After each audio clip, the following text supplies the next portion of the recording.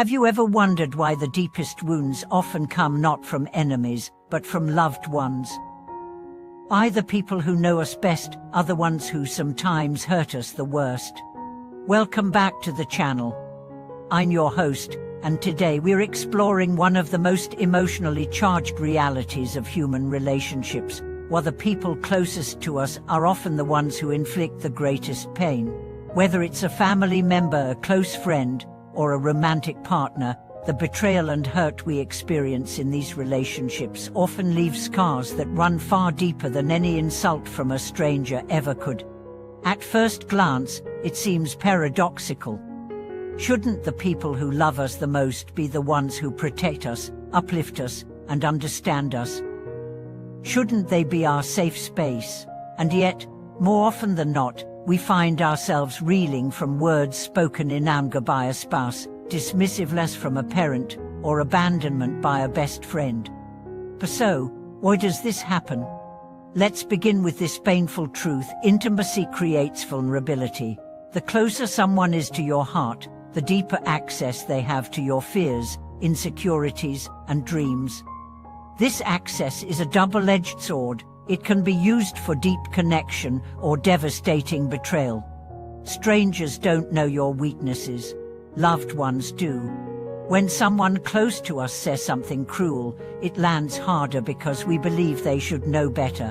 When they ignore us, it cuts deeper because we expect them to care more.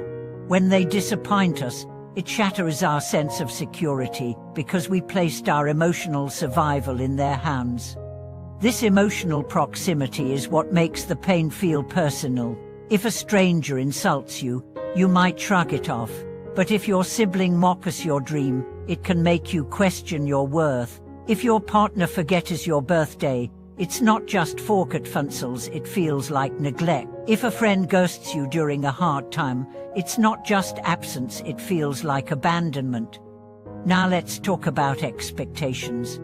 We expect more from people we love, and when those expectations aren't met, it feels like betrayal.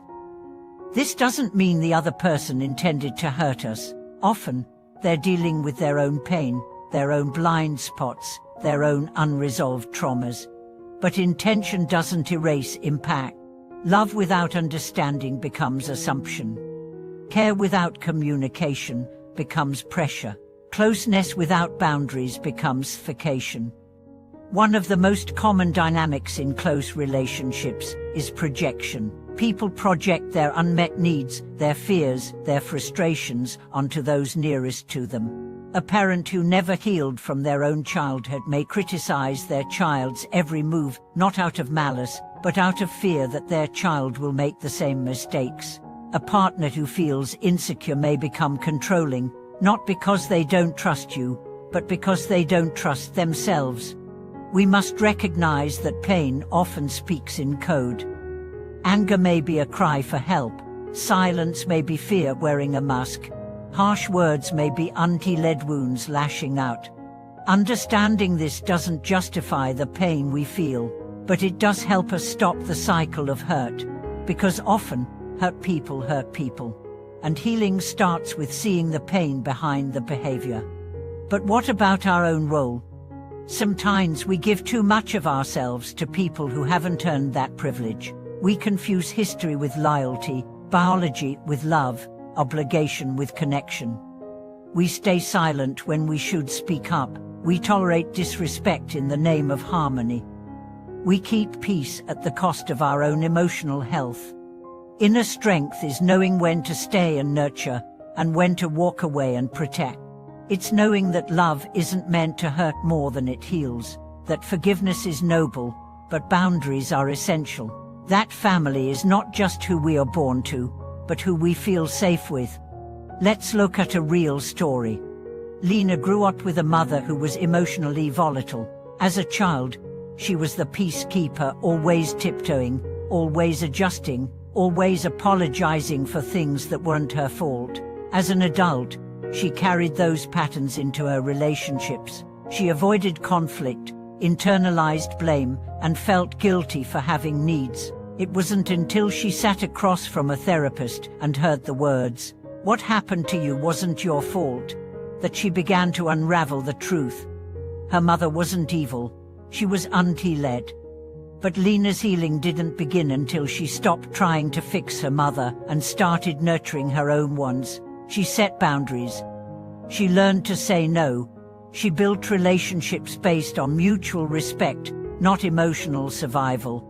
Her transformation wasn't easy, but it was necessary. We all have people who have hurt us deeply. But we also have the power to break the cycle. That begins with acknowledgement. Name the hurt. Don't minimize it. Don't rationalize it. Don't bury it. Say it out loud, even if only to yourself. I was hurt by someone I loved. That's not weakness. That's honesty. Next, allow yourself to grieve, not just the pain, but the illusion. Sometimes the hardest part isn't losing the person. It's losing the version of them you wanted them to be. Let that go. Then, forgive, not to excuse, but to release.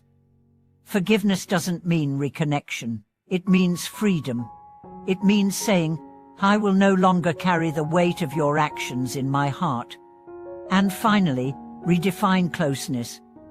Choose relationships where love is not just a word but an action, where care looks like listening, where support feels like presence, where trust is built, not demanded. Remember this: closeness should feel safe, not dangerous. It should empower you, not diminish you. It should be a shelter, not a battlefield. And if you're someone who has hurt the people closest to you, even unintentionally, take responsibility. Apologize, listen, change. Relationships break not because of mistakes, but because of pride. Humility is the glue that can still save what matters. To everyone watching this, you are allowed to feel hurt. You are allowed to set boundaries. You are allowed to choose peace, even if it means distance from people you love. And most importantly, you are worthy of relationships where love doesn't leave bruises. Thank you for watching this video. If this spoke to your heart, share it with someone who might need to hear these words. Leave a comment about your experience with this kind of pain or healing. Don't forget to like, subscribe, and turn on the notification bell for more content that brings light to the shadows of our emotional lives.